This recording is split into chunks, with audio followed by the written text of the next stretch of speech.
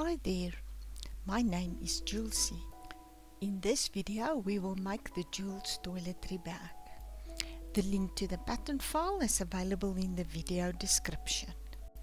Use Adobe Reader to print the pattern, making sure to select actual size.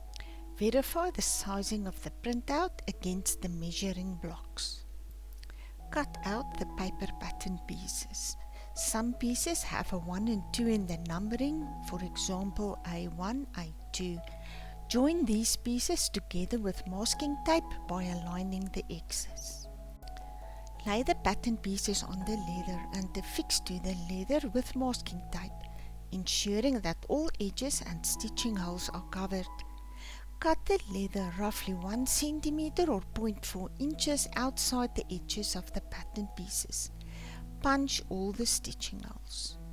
Cut out all the pieces on their outside lines. If the leather requires, burnish or paint the edges. Break the zipper open and glue to the top edges of the front and back sides. Stitch.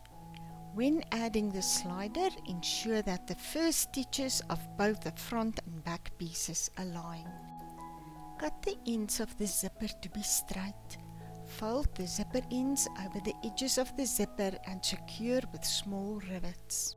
Fold one side edge over the other and stitch from top to bottom. Do the same for the other side seam.